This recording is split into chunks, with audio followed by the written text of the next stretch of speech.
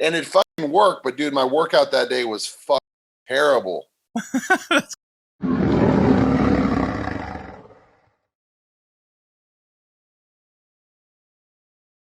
For sure. Okay, we'll move past this one. Hinanda asks, does using an ARB, which is a blood pressure medication, or a beta blocker, which blocks adrenaline, reduce strength acutely? Yes, it does. Beta blocker reduces strength much more than an ARB does. An ARB does a little bit, and the reason I think it does is because it loosens up your body, right? If you want your body to be strong, like when you put knee wraps on, you want everything tight.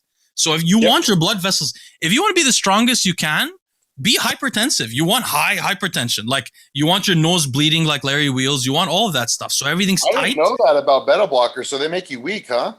They make you, if you take a propranolol right before the gym. But propranolol is only 8 hours. Nebivolol won't make you that. I hated that, man. Like, I'll tell you what, that shit killed my workouts. I'll never take that again. But I'm talking about something like Cardivas.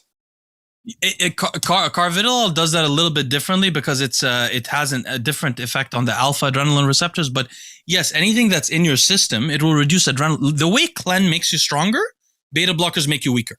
Okay. Part of the reason Anadrol or Tren make you stronger, like any drug that makes you stronger, any steroid that makes you stronger within an hour, it's doing that through adrenaline a little bit, like Halo.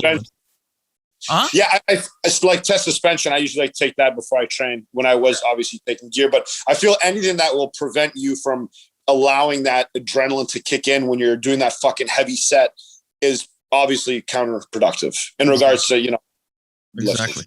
But the reality is, while lifting, sometimes your systolic blood pressure will go to 400. So you actually get episodic extreme hypertension when lifting, which could contribute to kidney failure over time. Like it could be if you were not supposed to lift a 400 pound. Like this for a short period of time, you're referring to like that last couple reps on the crazy heavy squats. That I'm talking about like a power lifter that's doing a 1 rep max. I've read some articles that where kidney doctors were looking through bodybuilders with kidney disease, and they were hypothesizing that it's possible that even just the episodic hypertension while weightlifting could be contributing over time to the deterioration of the kidney. Even though it's such a short period, what is that, like 400? 20 seconds? Because it's 400. Imagine just being totally stressed, but you do that every day. Normal people don't do that every day. Yeah, I can see how that could fuck with somebody. You know what I mean? True.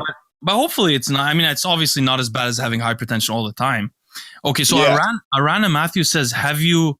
Oh, this is interesting. He said, have you ever tried combining nebivolol and clenbuterol?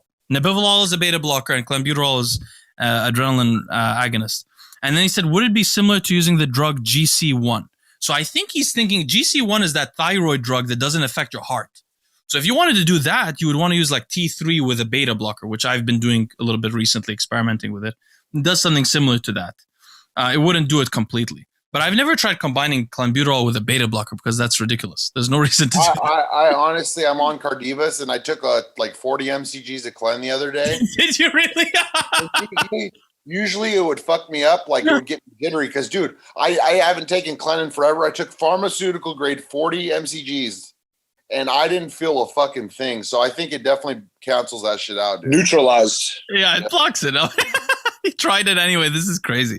Okay, I can't make this stuff up. Brune Battery says, any recommendations for someone who wakes up in the middle of the night and can't get back to sleep, trying to avoid taking sleeping pills? I think Bostin actually has the answer to this. Have you tried the beta blocker before bed yet?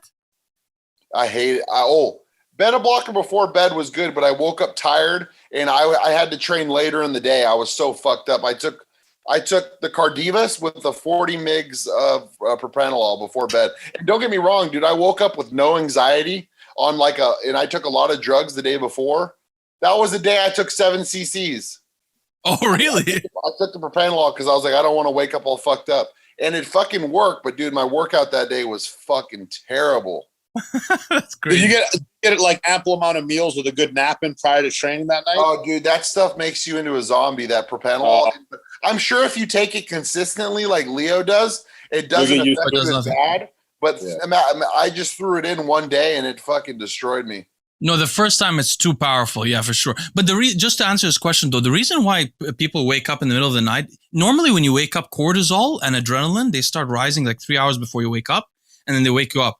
So if you wake up in the middle of the night, usually you're woken up by those two hormones. So your nervous system, it's telling you that you're supposed to be awake or stressed at the wrong time.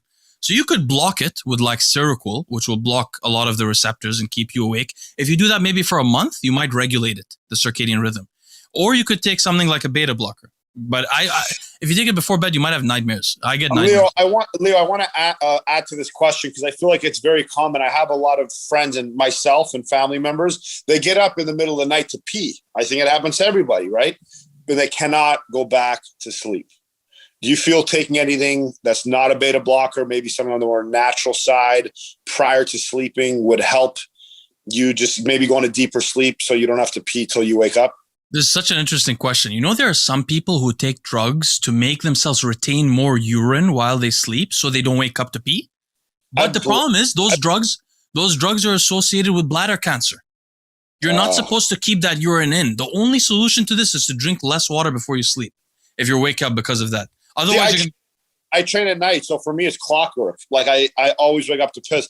I just try to take enough melatonin so that I'm so dopey when I get up to pee, and I just stay in the dark like a vampire. I go back to my room that has no windows, and I just slip back into a coma, you know? I have a good natural remedy that works for all my clients who have problems sleeping.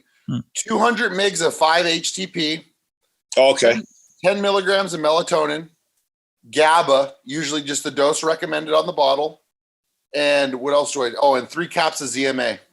Oh, I mean, if you want to use things to put you to sleep, look, you could do this. Valerian root is the most potent. Huh? GHB.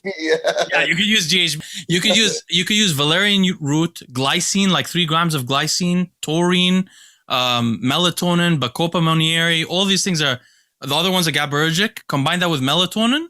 And if you want to improve your REM sleep, add something cholinergic, like huperzine or Bacopa monnieri, these things. And this stuff you can get like at a natural, I guess, supplement store. Yeah, these things, they're all basically, and by the way, if you want to use GABA, use picamilin from Cosmic Nootropic.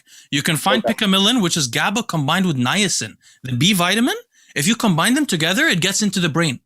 So you can get GABA into the brain. So when you take it before bed, you'll actually feel more tired, not just like peripherally. GABA does work, actually. I've tried GABA, and I noticed, like, because it helps release growth hormone, right? Yes, so, it does also. Yeah, just that happening. I was super drowsy after I took it. Yeah, that concoction with the GABA, ZMA, 5-HTP, dude, and the melatonin, that knocks me and my clients out. Like, if my clients have trouble sleeping on trend, that natural remedy helps. And you can get those for like a few dollars on Amazon. Like, it's hella cheap. Yeah, maybe one day I should make a video on like all the list of supplements that are GABAergic, because I have this series on GABA. So I've looked at every single herbal extract or whatever that's known to be GABAergic. If you combine those together, you'll sleep. But the thing is this, it'll do it for one day for you, and then you'll adapt to it. The only advantage could be that you're forcing your circadian rhythm to go slower at night. In the morning, you'll have less GABAergic signaling. Well,